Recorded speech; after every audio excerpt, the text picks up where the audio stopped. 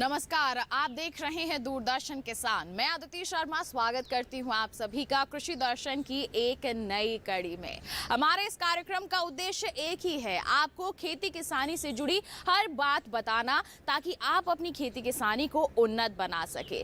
आज के हमारे इस कार्यक्रम में कुछ अहम जानकारियां हम आप तक पहुंचाने वाले हैं। सबसे पहले आपको बताएंगे अश्वगंधा की खेती के बारे में, फिर आपकी मुलाकात करवाएंगे हमारे सफल किसान नरवीर सिंह से, और फिर आप तक जानकारियां हम पहुंचाएंगे प्रधानमंत्री कृषि सिंचाई योजना के बारे में। तो फिर आइए आज के अंक की हम यहां शुरुआत करते हैं। आइए कार्यक्रम की शुरुआत करें और जानें खेती किसानी के क्षेत्र में क्या कुछ खास हलचलें हो रही हैं। आइए नजर डालें हमारी इस विशेष रिपोर्ट पर। नैनो की छोटी बोतलें दानेदार यूरिया की बड़ी बड़ी बोरियों की जगह ले सकती है। बड़ी बात यह है कि नैनो यूरिया पर्यावरण को नुकसान नहीं पहुंचाता। सरकार इसे लगातार बढ़ावा दे रही है।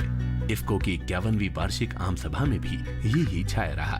सभा में देश भर से आए किसानों को इसके फायदे गिनाए गए और इसे अपनाने के लिए प्रेरित किया गया। इफ्को ने नैनो यूरिया का वितरण अगस्त 2021 में शुरू किया था। हालांकि इसका प्रचार प्रसार 2 साल पहले से ही शुरू हो गया था। अब तक इसकी 2 करोड़ से भी ज्यादा बोतलें वितरित हो चुकी हैं। सरकार खेती को जहरीले रसायनों से मुक्त करना चाहती है।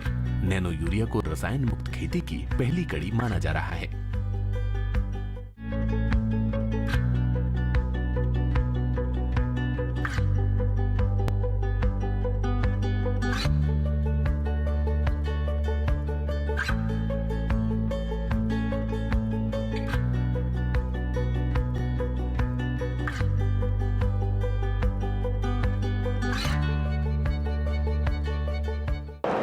इफ्को नैनो यूरिया को लेकर किसानों में बहुत उत्साह है और सम्मानीय प्रधानमंत्री ने जब 28 मई को गांधीनगर के महात्मा मंदिर से इसका वर्चुअल उद्घाटन किया, जो हमारा अत्याधुनिक कलोल में इफ्को नैनो यूरिया प्लांट है, तो उन्होंने इस बात को कहा कि मुझे इसमें आत्मा से इसमें आनंद आ रहा है।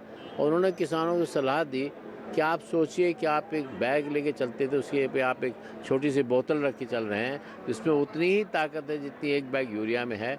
इसकी कीमत भी कम है और इस बात को लेकर के किसानों में बहुत उत्साह है। और हमारे यहाँ जो आज 91वीं जनरल बॉडी मीटिंग हुई, इसमें देश भर के सहकारी नेता आए हुए थे जो हमारे RGB के मेंबर हैं, और उनमें बहुत उत्साह है। उन्होंने प्रधानमंत्री जी को धन्यवाद दिया है और साथ ही सहकारिता मंत्री गृह मंत्री जी को भी धन्यवाद दिया है कि उन्होंने भी इसकी अध्यक्षता की थी इस कार्यक्रम की 28 मई को। और ये मैं कह सकता हूँ कि ये आने वाले समय में ये क्रांति लाएगा देश विदेश पूरे विश्व भर की कृषि की व्यवस्था में, और इस बात को प्रधानमंत्री जी ने भी कहा और मुझे इस बात की पूरी उम्मीद है।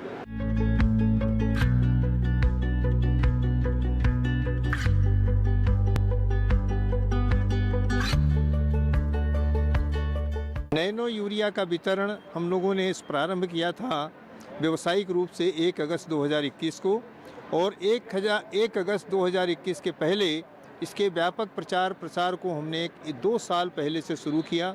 किसानों के खेतों पे ट्रायल कराना, कृषि संस्थानों शोध संस्थानों में लगातार ट्रायल्स होते रहना, और इस वितरण के पहले करीब 6 लाख किसानों को इसको हमने निःशुल्क वितरण करके उनके खेतों पर इसके परीक्षण करवाए।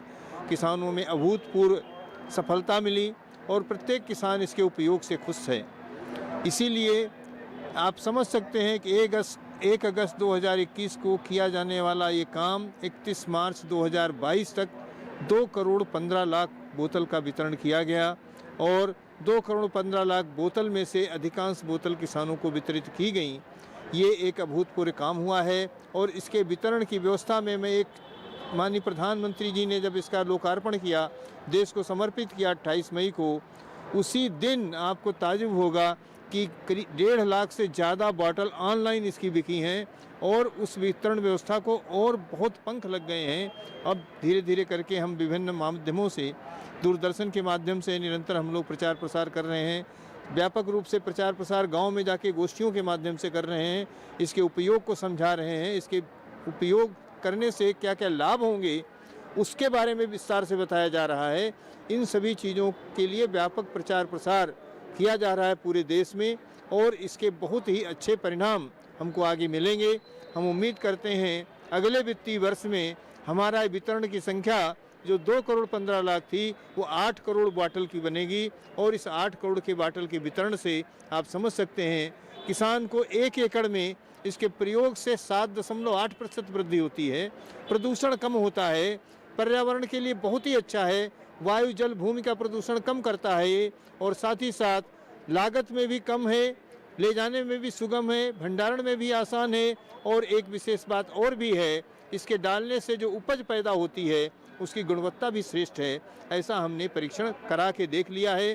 किसान भाइयों के लिए आमदनी को बढ़ाना, उत्पादन को बढ़ाना, प्रदूषण को कम करना और लागत को कम करने के पश्चात गुणवत्ता बढ़ाना, ये इसके विशेष फायदे हैं।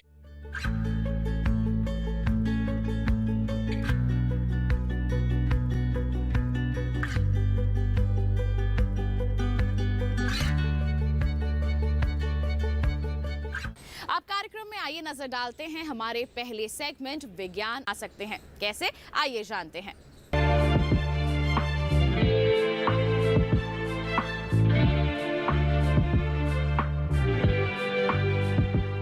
अश्वगंधा एक झाड़ीदार रोम युक्त पौधा है। ये बहुवर्षीय पौधा पौष्टिक जड़ों से युक्त है। अश्वगंधा के बीज, फल और छाल का विभिन्न रोगों के उपचार में उपयोग किया जाता है।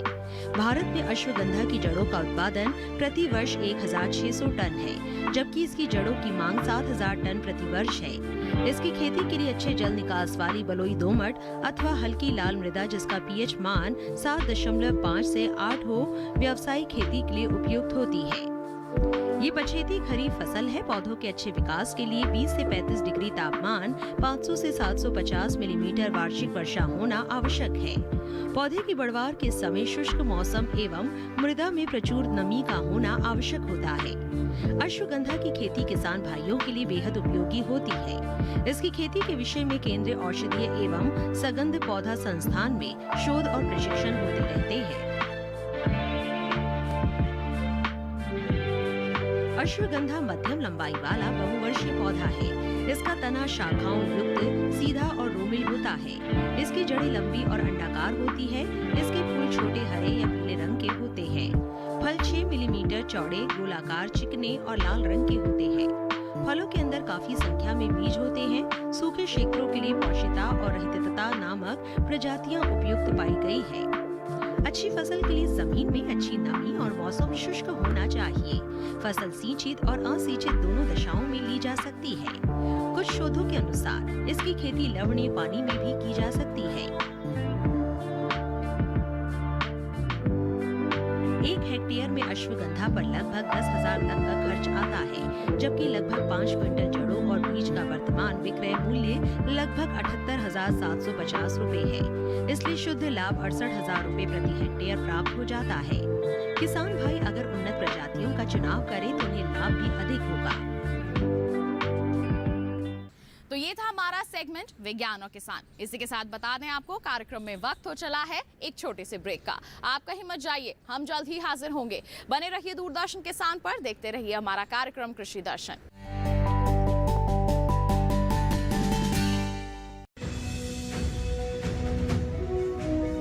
भारत सरकार का हर प्रयास किसानों को दे रहा है एक नई आस। देश के किसानों की खुशहाली और उन्हें आत्मनिर्भर बनाने के लिए भारत सरकार समर्पित है। प्रधानमंत्री श्री नरेंद्र मोदी जी के नेतृत्व में कृषि क्षेत्र में किए गए निरंतर प्रयासों के फलस्वरूप देश खाद्यान्न व बागवानी के क्षेत्र में आत्मनिर्भर हो चुका है और देश में दलहन का उत्पादन भी बढ़ा है। इसी तरह भारत सरकार ने खाद्य तेलों के उत्पादन को बढ़ाने के भी अनेक प्रयास किए हैं। इसी क्रम को आगे बढ़ाते हुए माननीय प्रधानमंत्री श्री नरेंद्र मोदी जी के नेतृत्व में भारत सरकार ने दूरदर्शी निर्णय लेते हुए राष्ट्रीय खाद्य तेल मिशन ऑयल पाम की शुरुआत की है। इस मिशन से देश भर के किसानों को बहुत लाभ मिलेगा। कृषि के पूंजी निवेश में वृद्धि होगी, खाद्य तेल आयात पर देश की निर्भरता कम होगी और रोजगार के नए अवसर पैदा होंगे। खाने के तेल में आत्मनिर्भरता के लिए अब राष्ट्रीय खाद्य तेल मिशन ऑयल पाम का संकल्प लिया गया है। इससे किसानों को तो सीधा लाभ होगा ही, गरीब और मध्यम वर्ग के परिवारों को सस्ता और अच्छी क्वालिटी का तेल भी मिलेगा। यही नहीं, ये मिशन बड़े स्तर पर रोजगार का निर्माण करेगा। इस मिशन के अंतर्गत ऑयल पाम का रकबा और पैदावार बढ़ाने पर जोर देने के लिए सरकार ने 11,000 करोड़ रुपए से अधिक की सहायता राशि निर्धारित की है। मिशन के तहत सरकार ने ऑयल पाम की खेती के लिए रोपण आदि की सहायता में बढ़ोतरी करते हुए पहले मिलने वाले 12,000 रुपए प्रति हेक्टेयर को बढ़ाकर 29,000 रुपए प्रति हेक्टेयर तक कर दिया है। ऑयल पाम के पुराने बागों के पुनरुद्धार के लिए 250 रुपए प्रति पौधा के हिसाब से विशेष सहायता दी जा रही है। पौधारोपण सामग्री की कमी दूर करने और बीजों की पैदावार करने वाले बागों को भी सहायता दी जाएगी। इसके तहत 15 हेक्टेयर ऑयल पाम उद्यान के लिए 80 लाख रुपए तक की सहायता राशि दी जाएगी। इसके अलावा नर्सरी विकास के लिए 40 लाख रुपए तक तय किए गए हैं। पूर्वोत्तर और अंडमान राज्यों के लिए विशेष सहायता का भी प्रावधान है। ऑयल पाम के किसान ताजे फलों के गुच्छे यानी FFB का उत्पादन करते हैं, जिनकी वर्तमान में कीमतें अंतर्राष्ट्रीय मूल्यों में उतार चढ़ाव के आधार पर तय होती हैं। पहली बार केंद्र सरकार ताजे फलों के गुच्छे की कीमत के लिए किसानों को आश्वासन दे रही है। ये व्यवहार्यता मूल्य यानी VP कहलाएगा, यानी किसानों को कोई घाटा नहीं होने दिया जाएगा। व्यवहार्यता मूल्य VP तय करने की शुरुआत 1 नवंबर से होगी और अगले वर्ष 31 अक्टूबर तक जारी रहेगी।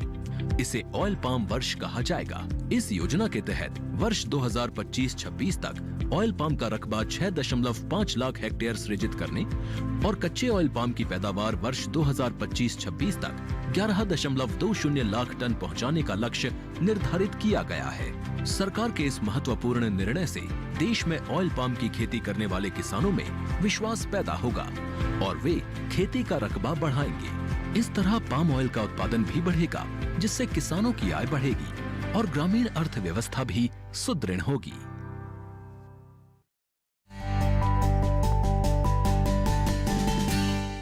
ब्रेक के बाद दूरदर्शन किसान के कार्यक्रम कृषि दर्शन में आप सभी का फिर से स्वागत है। आइए अब कार्यक्रम में हम नजर डालते हैं हमारे सेगमेंट कृषि स्टार्टअप पर। पारंपरिक फसलों की खेती हमारे किसान करते हैं, लेकिन अब बदलते समय के साथ साथ हमारे किसान आधुनिक खेती को अपना रहे हैं। खेती किसानी के परिवेश में बदलाव ला रहे हैं और ये संभव हो पा रहा है उनकी कड़ी मेहनत, उनकी एक अलग सोच के चलते। एक ऐसे ही सफल किसान है जिनसे आज हम आपकी मुलाकात करवाने वाले हैं। इनका नाम है नरवीर सिंह। क्या किया है इन्होंने, किस तरह से इन्होंने सफलता हासिल की है, आइए जानते हैं। नरवीर सिंह बदरपुर सैद फरीदाबाद हरियाणा के रहने वाले एक सफल किसान है। इसी गांव में उन्होंने अपनी पढ़ाई की है। स्कूली तालीम के साथ साथ नरवीर सिंह को खेती के गुण विरासत में मिले थे। इन्होंने बचपन से ही अपने पिता और स्थानीय किसानों को काम करते देखा था, जिससे उन्हें खेती के बारे में अच्छी जानकारी हासिल हो गई थी। बड़े होने के बाद खेती को इन्होंने अपनी रोजी रोटी का जरिया बनाया। नरवीर सिंह जानते थे कि यहाँ का किसान पारंपरिक खेती में ही यकीन रखता है, लेकिन नरवीर सिंह को इस बात का भी एहसास था कि पारंपरिक ढंग से खेती करके रोजी रोटी तो चलाई जा सकती है, लेकिन जीवन में कुछ बड़ा हासिल नहीं किया जा सकता। वे कृषि में कुछ नया कर अपना नाम बनाना चाहते थे। नरवीर सिंह ने ऐसी खेती को अपनाया जिसमें वैज्ञानिक विधियों के साथ साथ पारंपरिक खेती का भी मिश्रण हो। इन्होंने खेती में उन्नत तकनीकों के बारे में जानना और सीखना शुरू किया और इस काम में नरवीर सिंह का मार्गदर्शन किया भारतीय कृषि अनुसंधान संस्थान ने। भारतीय कृषि अनुसंधान संस्थान के अनेक प्रशिक्षण कार्यक्रमों में हिस्सा लेने के बाद नरवीर सिंह के जहन में कुछ बातें एकदम साफ हो गयी। प्रशिक्षण के जरिए उन्हें खेती से जुड़ी नई तकनीकों के बारे में काफी महत्वपूर्ण जानकारियां भी मिली। नरवीर सिंह ने परंपराओं के इस लकीर को पार करते हुए नई तकनीक के इस्तेमाल से अपने खेतों में गेहूं और धान की पैदावार बढ़ाई और उनके इस फैसले की वजह से उनकी आय में अच्छा खासा इजाफा हुआ। नरवीर सिंह ने अच्छी गुणवत्ता वाले बीजों का व्यापार करने का फैसला किया। इसके पीछे यह अवधारणा थी कि किसानों को अच्छी गुणवत्ता वाली बीज उपलब्ध नहीं हो पाते थे और इसके पीछे दूसरा मकसद ये था कि इससे नरवीर सिंह की आय में भी इजाफा होता। लिहाजा नरवीर सिंह स्थानीय किसानों को तुलनात्मक रूप से सस्ते और अच्छी गुणवत्ता वाले बीज बेचने लगे। इससे उन्हें आर्थिक रूप से फायदा तो हुआ ही, साथ ही सभी किसानों से उनका संपर्क भी स्थापित हो गया। नरवीर सिंह जानते थे कि किसानों को बीज उत्पादन और कटाई उपरांत और प्रबंधन में अनेक कठिनाइयों को झेलना पड़ता है। लिहाजा उन्होंने भारतीय कृषि अनुसंधान संस्थान से अनेक प्रशिक्षण कार्यक्रम में हिस्सा लिया। साथ ही इन्होंने जैव कीटनाशक पर अपने हुनर को निखारने के लिए प्रशिक्षण लिया। किसानों से लगातार संपर्क उनके बहुत काम आया। वे बाजार में भी अपने बीजों को बेचने लगे और अन्य किसानों को भी गुणवत्ता परक बीजों का इस्तेमाल कर अपनी फसलों का पैदावार बढ़ाने के लिए नए नए तरीके समझाने लगे। नरवीर सिंह ने किसानों की सशक्तिकरण की दिशा में पहला कदम उस वक्त उठाया जब उन्होंने आधुनिक कृषि रीतियों को अपनाने के लिए एक संस्था का गठन किया। वे संस्था के संस्थापक सदस्य हैं। आज नरवीर सिंह द्वारा देसी तकनीकों को अपनाकर गुणवत्ता वाली धान की खेती की जा रही है। इसमें रसायनों का प्रयोग बहुत कम किया जाता है। वे अपनी संस्था द्वारा दूसरे किसानों को अच्छी गुणवत्ता वाली पैदावार की सलाह देते हैं। तो ये था हमारा सेगमेंट कृषि स्टार्टअप। इसी के साथ बता दें आपको कार्यक्रम में वक्त हो चला है एक और छोटे से ब्रेक का। आप कहीं मत जाइए, हम जल्द ही हाजिर होंगे। बने रहिए दूरदर्शन किसान पर, देखते रहिए हमारा कार्यक्रम कृषि दर्शन।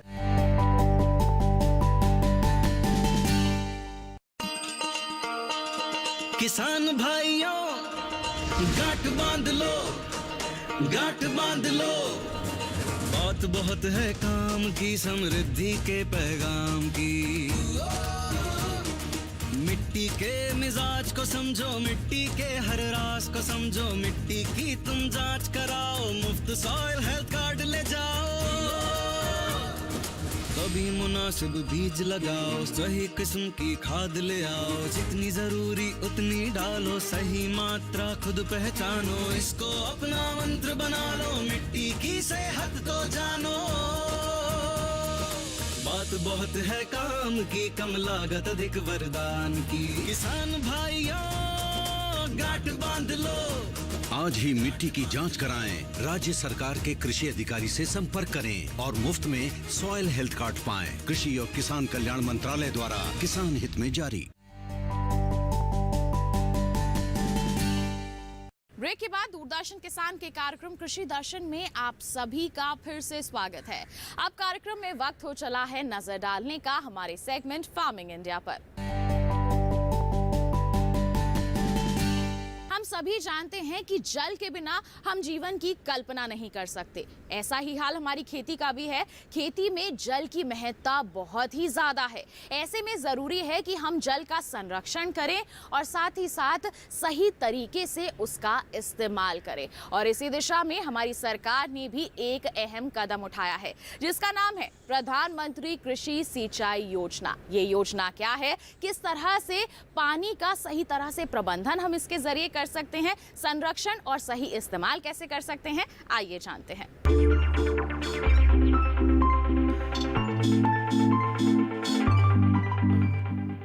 देश में करीब 14 करोड़ हेक्टेयर जमीन पर खेती होती है। 2015 में जब प्रधानमंत्री कृषि सिंचाई योजना शुरू हुई तब 6.5 करोड़ हेक्टेयर जमीन पर ही सिंचाई की सुविधाएं उपलब्ध थी। इसका मतलब ये हुआ कि आधे से भी ज्यादा जमीन बारिश के पानी पर निर्भर थी। जाहिर है वर्षा आधारित इलाकों में पैदावार कम होती है और किसानों को खेती से उतना लाभ नहीं मिल पाता जितना मिलना चाहिए। प्रधानमंत्री कृषि सिंचाई योजना का असल मकसद हर खेत तक पानी पहुंचाना है। यह अम्ब्रेला स्कीम है और इसमें मुख्य रूप से 2 घटकों को शामिल किया गया है। त्वरित सिंचाई लाभ कार्यक्रम यानी AIBP और हर खेत को पानी के भी 4 उप घटक हैं, जैसे command area development, surface miner irrigation, जल निकायों की मरम्मत, नवीनीकरण और बहाली तथा चौथा भूजल विकास। इसके अलावा सिंचाई योजना में दूसरे मंत्रालयों के भी 2 घटकों को शामिल किया गया है। पहला घटक प्रति बूंद अधिक उपज है, जो केंद्र कृषि मंत्रालय के कृषि, सहकारिता और किसान कल्याण विभाग की ओर से कार्यान्वित किया जा रहा है। दूसरे घटक का नाम वाटरशेड विकास है। इसका कार्यान्वयन ग्रामीण विकास मंत्रालय का भूमि संसाधन विभाग कर रहा है। सिंचाई योजना का उद्देश्य खेत तक पानी की पहुंच को बढ़ाना और सुनिश्चित सिंचाई के तहत खेती योग्य क्षेत्र का विस्तार करना था। इसके अलावा खेत में पानी के उपयोग की दक्षता में सुधार करना और स्थायी जल संरक्षण प्रथाओं को पेश करना भी इसमें शामिल था। पानी की बचत इस योजना का बहुत महत्वपूर्ण पहलू है। 2020-21 के दौरान इस योजना के तहत 9,38,000 हेक्टेयर फसलों को सूक्ष्म सिंचाई के तहत लाया गया। इसमें टपक और फव्वारा दोनों तरह की सूक्ष्म विधियां शामिल है। 2021-22 के लिए हर खेत को पानी के अंतर्गत 899 करोड़ रुपए के बजट का प्रावधान किया गया। प्रति बूंद अधिक उपज के लिए 4,000 करोड़ रुपए को और वाटरशेड डेवलपमेंट के मद में 2,000 करोड़ रुपए का प्रावधान किया गया है। तो ये था हमारा कार्यक्रम कृषि दर्शन। उम्मीद है आज के कार्यक्रम में दी गई जानकारियां आपके लिए जरूर लाभकारी साबित होंगी। एक विशेष जानकारी आप तक पहुंचा दें कि आप हमारा ये कार्यक्रम दोबारा देख सकते हैं यूट्यूब चैनल के जरिए। टीवी स्क्रीन पर दिखाए जा रहे QR कोड को आपको बस स्कैन करना है। साथ ही बता दें, आपको जुड़ना चाहते हैं आप हमारे साथ, ईमेल कीजिए हमें। ईमेल ID है हमारी krushidarshan@gmail.com। साथ ही आप हमें पत्र भी लिख सकते हैं। पता है हमारा कृषि दर्शन, कमरा number 59A, CPC Doordarshan, Khelgaon, नई दिल्ली 110049। तो इसी के साथ आज के लिए इतना ही। अगले अंक में फिर होंगे हाजिर। तब तक के लिए हमें दीजिए इजाजत। आप बने रहिए दूरदर्शन किसान पर। नमस्कार।